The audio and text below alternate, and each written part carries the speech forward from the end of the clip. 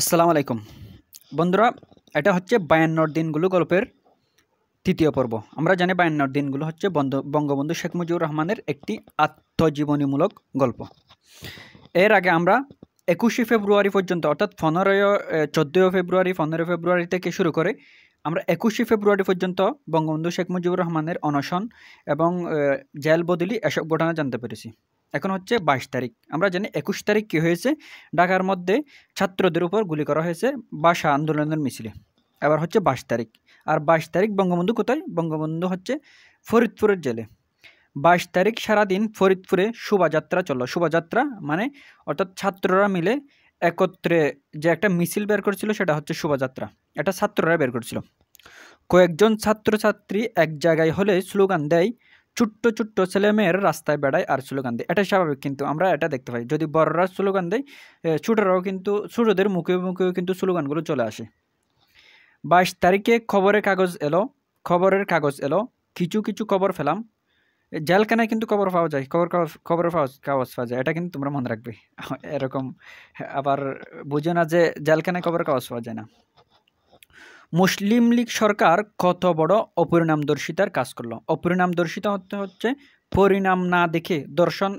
অপরিণামদর্শিতা, দর্শন মানে হচ্ছে কি দেখা, পরিণাম না দেখে কোনো একটা কাজ করা, সেটা হচ্ছে অপরিণামদর্শিতা। অর্থাৎ না ভেবে কোনো একটা কাজ করা আর কি।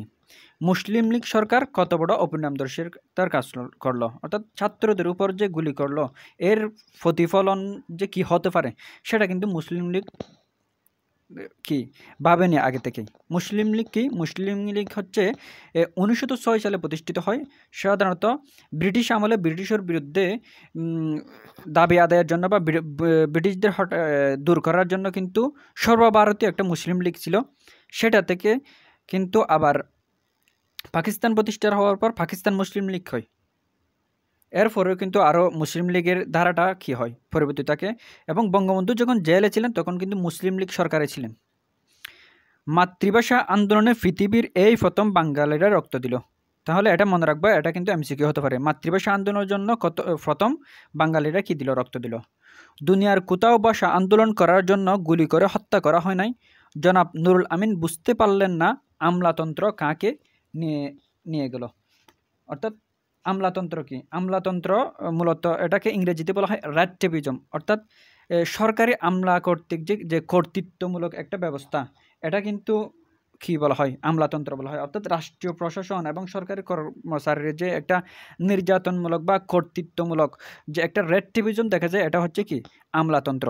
জনাব নুরুল আমিন ছিলেন কি? জনাব নুরুল আমিন ছিলেন এই প্রদেশের, অর্থাৎ বাংলা প্রদেশের প্রধানমন্ত্রী বা মুখ্যমন্ত্রী ছিলেন। 1952 সালে ভাষা আন্দোলনের ছাত্রদের উপর গুলি করার জন্য উনি কিন্তু সবচেয়ে বড় দায়ী। এবং উনি বাংলাদেশের স্বাধীনতার বিরুদ্ধে ছিলেন। এবং স্বাধীনতার পরে বাংলাদেশের মুক্তিযুদ্ধের পরে উনি কিন্তু পাকিস্তানে চলে যায় এবং পাকিস্তানের ন্যাশনালিটি আপাতত নাগরিকতা কী করে গ্রহণ করে। আচ্ছা, এটা হচ্ছে নুরুল আমিনের কথা। বঙ্গবন্ধু বলতেছেন, নুরুল আমিন বুঝতে পারলেন না আমলাতন্ত্র কাকে নিয়ে গেল। গুলি হলো মেডিকেল কলেজ হোস্টেল এরিয়ার ভেতর, রাস্তায় নয়। মেডিকেল কলেজ বলতে ঢাকা মেডিকেলে কী করা হয়েছে? গুলি করা হয়েছে। রাস্তায়ও নয়, কোথায়? হলে ঢুকে, অর্থাৎ হোস্টেল এরিয়া, আবাসিক এরিয়ার মধ্যে ঢুকে কিন্তু গুলি করা হয়েছে। এটা কিন্তু খুবই অন্যায় ব্যাপার। 114 ধারা ভঙ্গ করলেও গুলি না করে গ্রেফতার করলেই তো চলতো। আমরা জানি এরকম অনেকগুলো ধারা আছে, 146, 84, এরকম 46, অনেকগুলো ধারা আছে। 146 কি? 146 ধারা এটা হচ্ছে একটা ফৌজদারি আইন বা ফৌজদারি ধারা। এই ধারা অনুযায়ী একজন নির্বাহী ম্যাজিস্ট্রেট কোনো একটা এলাকায় যদি কোনো আশঙ্কা দেখে, কোনো বিদ্রোহ বা কোনো বিশৃঙ্খলার আশঙ্কা দেখে, তাহলে তিনি সব কিছু পোস্টপোন করে দিতে পারেন। অর্থাৎ সভা, মিছিল, সম্মেলন যা কিছু আছে সব কিছুর উপর নিষেধাজ্ঞা দিতে পারেন। এটা কিন্তু 146 ধারা নামে পরিচিত। আর 146 ধারা ভঙ্গ করলে 2.5 বছর কি হয়? কারাদণ্ড হয়। আর এখানে কিন্তু ওরা গুলি করেছে 146 ধারা ভঙ্গ করার উপর। এটার জন্য বঙ্গবন্ধু শেখ মুজিবুর রহমান কী করতেছিলেন? ওই আমলাতন্ত্র বা নুরুল আমিনের সরকারের উপর কী করছিলেন? আফসোস বা দীক্ষার প্রদর্শন করছিলেন। আমি ভাবলাম দেখব কিনা জানি না, তবে রক্ত যখন আমাদের ছেলেরা দিয়েছে, বাংলা ভাষাকে রাষ্ট্রভাষা না করে আর উপায় নাই। অর্থাৎ আমি বঙ্গবন্ধুর ভাবনা দেখো, আমি ভাবলাম দেখব কিনা জানি না, অর্থাৎ বাংলা ভাষা যে একদিন কি হবে, রাষ্ট্রভাষা হবে, সেটা আমি দেখব কিনা জানি না, কারণ আমি অনশন করতেছি। এই সময় হয়তো আমি মারাও যেতে পারি, কিন্তু তবে কিন্তু বন্ধুর কি একটা আত্মবিশ্বাস ছিলেন। তিনি বলতেছেন রক্ত যখন আমাদের ছেলেরা দিয়েছে, তখন বাংলা ভাষাকে রাষ্ট্রভাষা না করে আর কোনো উপায় নেই।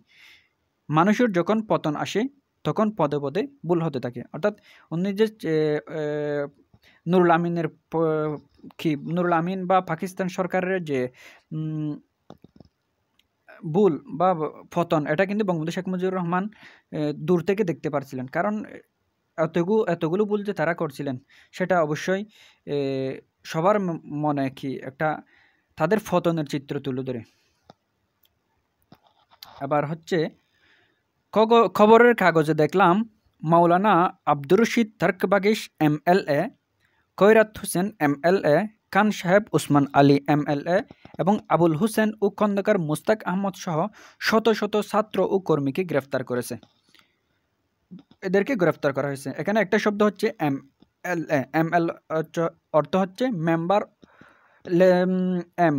Member of legislative assembly, member of legislative assembly, অর্থাৎ আইনসভার সদস্য। এটা কিন্তু ভারতের মধ্যে আজও এই খিটা চালু আছে, এই পরিভাষাটা চালু আছে। MLA শব্দটা কিন্তু বাংলাদেশে শুধুমাত্র MP ব্যবহার করা হয়, অর্থাৎ মেম্বার অফ পার্লামেন্ট বা আইনসভার সদস্য, এটা ব্যবহার করা হয়। বর্তমান কিন্তু ভারতেও আজও MLA শব্দটা কি আছে, চালু আছে। এখানে কাকে কাকে গ্রেফতার করা হয়েছে? একজন হচ্ছে মাওলানা আব্দুর রশিদ তর্কবাগিশ, এটা হচ্ছে একটা ফার্সি শব্দ। এর অর্থ হচ্ছে যিনি বাকপটু বা বাগ্মী, যিনি খুব সুন্দর বক্তৃতা দিতে পারেন, তাকে কিন্তু তর্কবাগিশ, বা যিনি খুব সুন্দর তর্ক করতে পারেন, তাকে কি বলা হচ্ছে, তর্কবাগিশ বলা হচ্ছে। উনি কি ছিলেন? MP ছিলেন। উনি মূলত হচ্ছে গণ আজাদি লীগের প্রতিষ্ঠাতা। গণ আজাদি লীগ 1976 সাল, অর্থাৎ আমাদের মুক্তিযুদ্ধের পরে কিন্তু গণ আজাদি লীগটা প্রতিষ্ঠিত হয়। এবং উনি কিন্তু আওয়ামী লীগের সভাপতির দায়িত্বও কী করেছিলেন, পালন করেছিলেন এক সময়। কৈরাত হোসেন MLA, উনিও কী ছিলেন? একজন রাজনীতিবিদ ছিলেন এবং নিখিল ভারত বা পুরো মুসলিম লীগের কাউন্সিলর ছিলেন 1938 থেকে 1947 সাল সময়ে। এবং পাকিস্তান প্রতিষ্ঠার পর যে নাজিমুদ্দিন সরকার ছিল, অর্থাৎ এখন কি আছে, আওয়ামী লীগ সরকার আছে, তখন পাকিস্তান প্রতিষ্ঠার সময় যে নাজিমুদ্দিন সরকার ছিল, নাজিমুদ্দিন সরকারের গণবিরোধী নীতির প্রতিবাদে কিন্তু 1948 সালে উনি মুসলিম লীগের সাথে সম্পর্ক ত্যাগ করেন এবং তিনি পরে আওয়ামী লীগের অন্যতম প্রতিষ্ঠাতা সদস্য হিসেবে কি হন, নিজেকে অন্তর্ভুক্ত করেন। তারপর হচ্ছে খান সাহেব উসমান আলী MLA, নারায়ণগঞ্জের উনি। তারপর হচ্ছে আবুল হোসেন, উনিও একজন রাজনীতিবিদ এবং কী ছিলেন, পরে MP ছিলেন। এবং খন্দকার মুস্তাক আহমদ, আমরা কিন্তু খন্দকার মুস্তাক আহমদের নামটা চিনি। উনি ছিলেন বাংলাদেশ আওয়ামী লীগের তৎকালীন সংগঠক এবং 1975 সালের সপরিবারে বঙ্গবন্ধুকে মর্মান্তিক হত্যায় ষড়যন্ত্র, গোপন সমর্থন ও সহায়তার জন্য কিন্তু উনি খুবই নিন্দিত, খুবই ঘৃণিত। তাহলে কাকে কাকে গ্রেফতার করা হলো? মাওলানা তর্কবাগিশ, খৈরাত হোসেন, খান সাহেব উসমান আলী, মোহাম্মদ আবুল হোসেন, খন্দকার মুশতাক আহমদ, এরা হচ্ছে নেতা এবং শত শত ছাত্র কর্মীকে গ্রেফতার করেছে। তোমরা বিষয়টা ভেবে দেখো, কয়েকজন MPকে কী করা হয়েছে, গ্রেফতার করা হয়েছে। বিষয়টা কতটা গুরুতর হতে পারে। দু একদিন পরে দেখলাম কয়েকজন প্রফেসর, মৌলানা ভাসানী, শামসুল হক সাহেব এবং বহু আওয়ামী লীগ নেতা ও কর্মীকে গ্রেফতার করা হয়েছে। নারায়ণগঞ্জে খান সাহেব উসমান আলীর বাড়ির ভেতরে ঢুকে ভীষণ মারপিট করেছে। উসমান আলী, শামীম উসমানের কিন্তু তোমরা নাম শুনেছ ওইখান থেকেই। বৃদ্ধ খান সাহেব ও তার ছেলে মেয়েদের উপর অকথ্য অত্যাচার হয়েছে। এটা কিন্তু MCQ আসে, কার উপর এবং কার ছেলে মেয়েদের উপর অকথ্য অত্যাচার হয়েছে, সেটা হচ্ছে খান সাহেব উসমান আলীর পরিবারের উপর।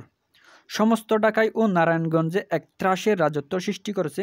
আওয়ামী লীগের কোনো কর্মী বোধহয় আর বাইরে নেই। ত্রাস বলতে একটা ভয় ভীতির একটা কিন্তু রাজত্ব, সব কোথায় কি ভয় ভীতি, এটা এরকম একটা পরিস্থিতি কিন্তু সৃষ্টি করেছে। সব কর্মীকে এবং শত শত ছাত্রকর্মীকে কী করা হয়েছে, গ্রেফতারে গ্রেফতার করা হয়েছে। এমন একটা পরিবেশ ছিল যাতে যে বিরোধী দলীয় যে আওয়ামী লীগ ছিল, আওয়ামী লীগের কোনো কর্মী বোধহয় কি বাইরে নয়, এরকম একটা আশঙ্কা ছিল। আমাদের অবস্থা এখন এমন পর্যায়ে এসেছে যে কোনো কোনো মুহূর্তে মৃত্যুর শাস্তির ছায়ার চিরদিনের জন্য স্থান পেতে পারি, যে কোনো মুহূর্তে মৃত্যুর শান্তি ছায়া চিরদিনের জন্য স্থান পেতে পারি। এটা কিন্তু আশঙ্কাটা বোঝাচ্ছেন আর কি। সিভিল সার্জন সাহেব দিনের মধ্যে 5-7 বার আমাদের দেখতে আসেন। এটা চট্টগ্রাম বিশ্ববিদ্যালয়ের একটা প্রশ্ন। সিভিল সার্জন সাহেব দিনের মধ্যে কয়বার দেখতে আসেন? 5-7 বার। 5-7 বার, 4-5 বার নয়, 5-7 বার দেখতে আসেন। তাহলে এখন 21, 22, 23, 24 তারিখ গেল, এবার হচ্ছে 25 তারিখ।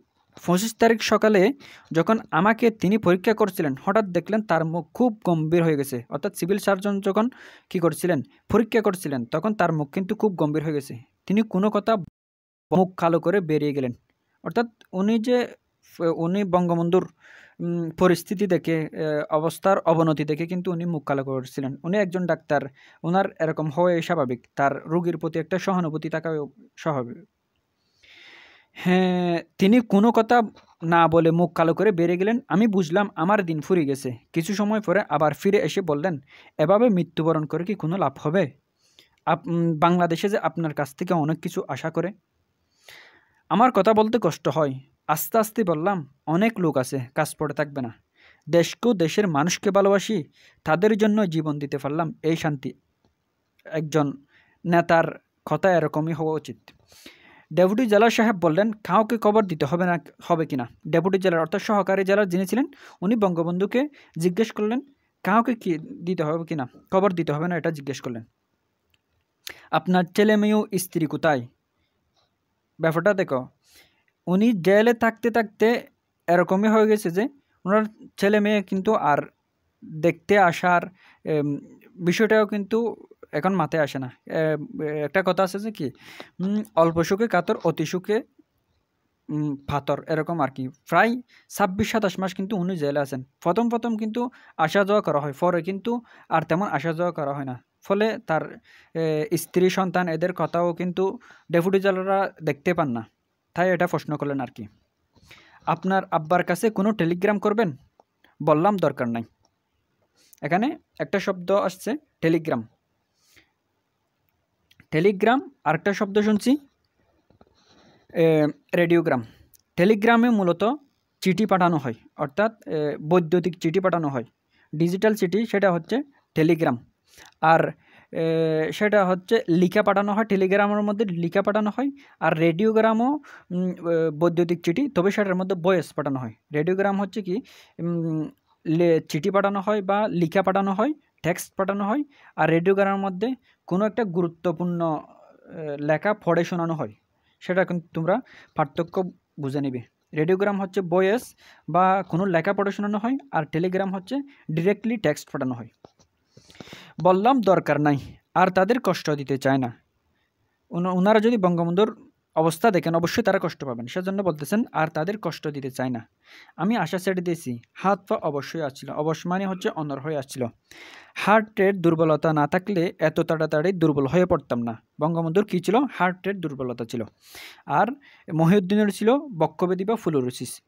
একজন কয়েদি ছিল, আমার হাত পায়ে সরিষার তেল গরম করে মালিশ করতে শুরু করলেন, মাঝে মাঝে ঠান্ডা হয়ে যাচ্ছিল। এখানে একটা এমসিকিউ আসতে পারে, হাত পা কে মালিশ করছিলেন? কয়েদি। এবং কী দিয়ে? গরম তেল দিয়ে, সরিষার তেল গরম করে কিন্তু উনি মালিশ করছিলেন। এবার মহিউদ্দিনের প্রসঙ্গ আনতেছেন। মহিউদ্দিনের অবস্থাও ভালো না, কারণ ফ্লোরোসিস আবার আক্রমণ করে বসেছে। আমার চিঠি চারখানা একজন কর্মচারীকে দিয়ে ডেকে তার কাছে দিয়ে বললাম, আমার মৃত্যুর পরে চিঠি চারখানা ফরিদপুরে আমার এক আত্মীয়র কাছে পৌঁছে দিতে।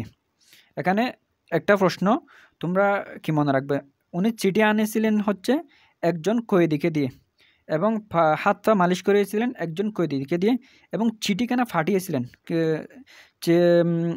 চিঠির জন্য কাগজ আনিয়েছিলেন কয়েদিকে দিয়ে, আর চিঠি ফাটানোর দায়িত্ব দিয়েছিলেন জেলখানার একজন কর্মচারীকে। সেটা কিন্তু মনে রাখবে। আমার মৃত্যুর পর চিঠি চারখানা ফরিদপুরে আমার এক আত্মীয়র কাছে পৌঁছে দিতে। বঙ্গবন্ধু যে নিজের মৃত্যুকে নিশ্চিতভাবে ধরে নিয়েছিলেন। তিনি কথা দিলেন, আমি তার কাছ থেকে ওয়াদা নিলাম।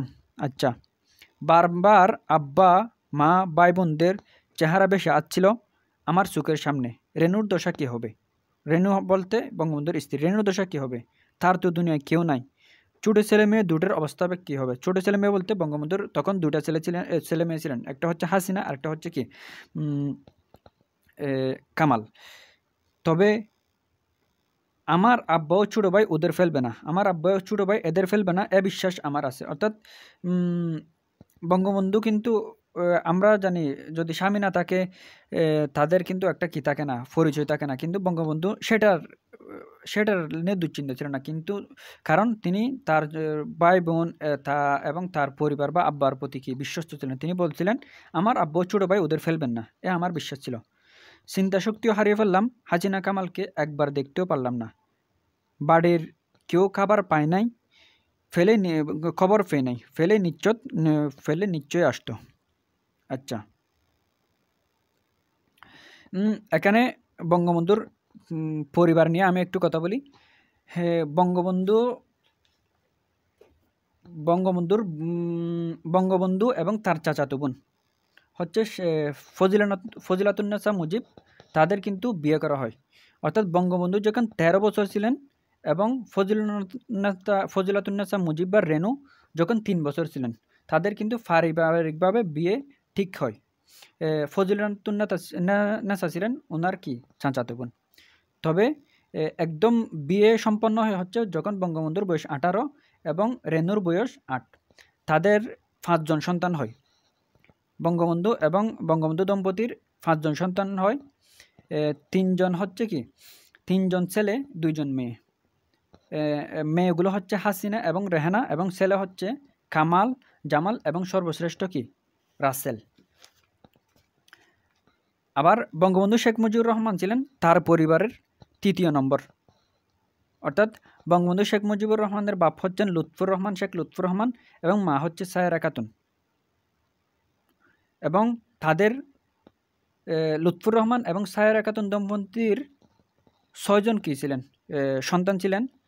এর মধ্যে 2 জন ছেলে এবং 4 জন কি মেয়ে। বঙ্গবন্ধু ছিলেন 3য়।